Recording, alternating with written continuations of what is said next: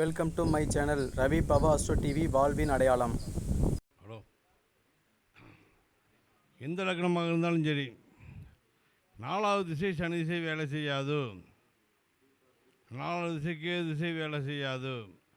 கன்னியா லக்னமாக இருந்தாலும் சரி, சுக்கிர திசை 4வது திசை வந்தால் வேலை செய்யாது. இது விதி மாறாமல் நடக்குது. கௌசிக நாடிப்படி நீல திசை நாளையாகணும் யோகம் இல்லைன்னு சொன்னாங்க. அது சரியாக வருது இந்த கூற்று. எந்த திசையாக இருந்தாலும் சரி 4வது திசை சுத்தமாக வேலை செய்ய மாட்டேன். எந்த லக்னமாக இருந்தாலும் சரி.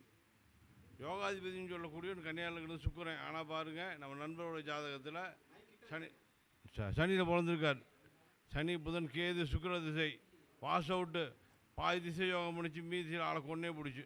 ஆமாம், அதனால் 4வது திசை சுக்கிர திசை வந்துச்சுன்னா ஜாக்கிரதையாக பேசுங்க. கும்ப லக்னத்துக்கு மட்டும் சுக்கிர திசை செவ்வாய் இருந்தால் மட்டும் யோகம் பண்ணுது, இல்லாடி பண்ண மாட்டேங்குது. நம்ம நண்பர் ஆனந்த ஜாதகத்தில் நீ சுக்கிர ராகு திசையில் ஜாதகம் பேசுவேன்னு சொன்னேன். இப்போ ராகு திசை ஓடிட்டு இருக்குது, ஜாதகம் பேசிகிட்டு இருக்கார். அவர் செவ்வாய் சுக்கிரன் சேர்க்கை. அந்த செவ்வாசை எதை இப்போ ராகு செய்யுது.